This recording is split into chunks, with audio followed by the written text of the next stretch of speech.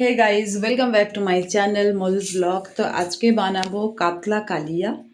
তো খুব সহজে খুব তাড়াতাড়ি হয়ে যায় কাতলা কালিয়াটা। তো চলো বানাবো। কাতলা কালিয়ার জন্য লাগবে এখানে পেঁয়াজ কুচোনো আছে, আর টমেটো, কাঁচা লঙ্কা চেরা, আর এখানে আছে আদা রসুনের পেস্ট আর গোলমরিচের পেস্ট, শুকনো লঙ্কা কাঁচা লঙ্কা পেস্ট করা আছে। আর এই হচ্ছে কাতলা মাছ। চলো এবার রান্নাটা শুরু করি। কড়া গরম হয়ে গেছে আর তেলটাও গরম হয়ে ধোঁয়া উঠছে। এবার দেব পেঁয়াজ। আমি 3 পিস মাছের করবো, এই জন্য এতটা পেঁয়াজ দিয়েছি।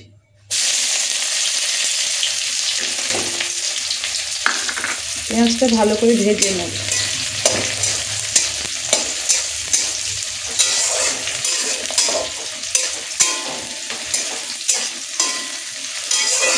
একদম লাল লাল করে ভেজে নিতে হবে।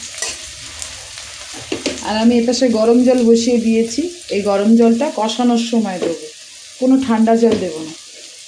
ঠান্ডা জল দিলে এই পেঁয়াজগুলো না শক্ত হয়ে থাকবে, আর মুখে যখন শক্ত পেঁয়াজ পড়বে তখন ভালো লাগবে না। ওই জন্য আমি গরম জল করে রেখেছি। এই গরম জলটা কষানোর সময় মাঝে মাঝে দেবো। পেঁয়াজটা একদম লাল মতো করে ভেজে নিই। পেঁয়াজটা লাল লাল করে ভাজা হয়ে গেছে। এবার দিয়ে দেবো টমেটো, কাঁচা লঙ্কা।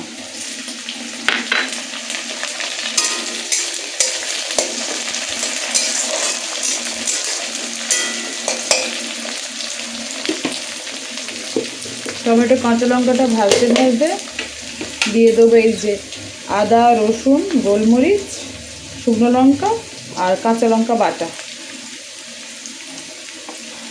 আমি 2 চামচ দিলাম।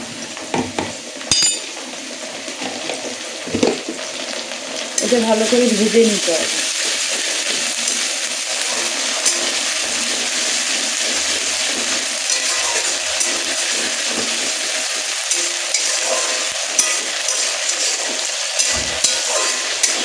ভালো করে ভেজে নিয়ে এবার দিয়ে দেবো ভাজা মশলা, যেমন গুঁড়ো হলুদ দেবো,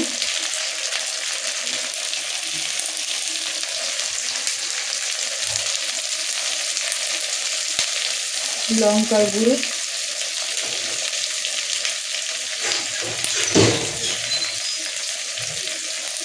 আর জিরে ধনে গোলমরিচ, যেটা ভাজা মশলা সেটা দিলাম। ভাজা মশলাটা ভালো করে নেড়ে নেব। ভাজা মশলা তাড়াতাড়ি পুড়ে যায়, ওই জন্য তাড়াতাড়ি নাড়তে হয়। এবার দিয়ে দেবো গরম জলটা।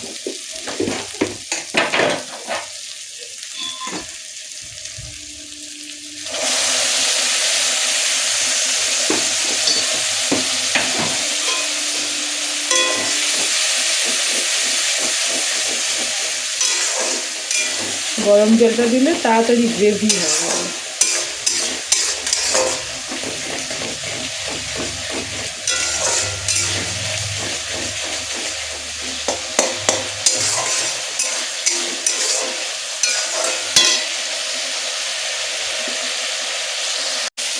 দিয়ে দেবো নুন পরিমাণ মতো।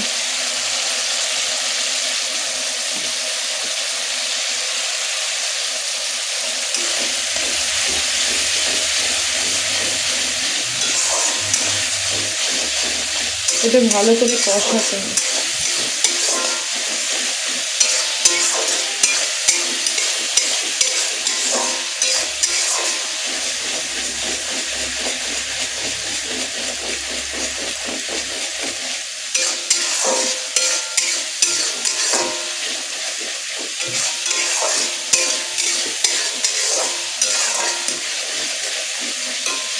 এই যে বাদবাকি জলটা আছে এবার দিয়ে দেবো।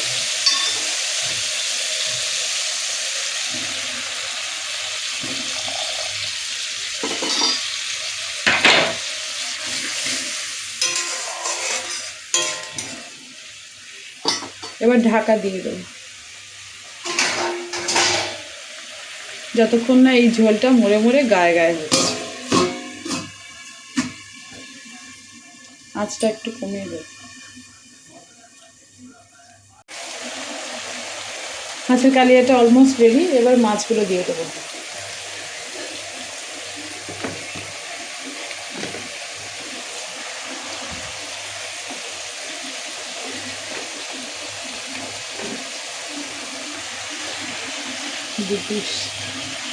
দু পিসই দিলাম।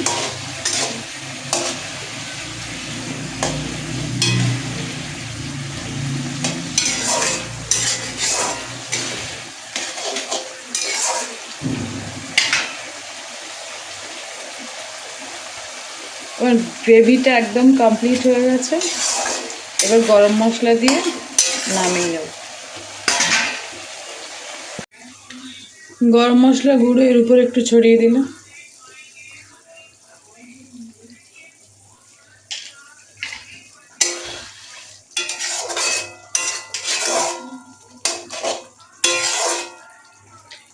এই হয়ে গেল কাতলা কালিয়া। তো আজকে রান্নাটা কেমন লাগলো তোমরা সবাই জানাবে, আর ভালো লাগলে একটা লাইক কমেন্ট শেয়ার করো। টাটা বাই বাই, আজকের মতো এতটুকু।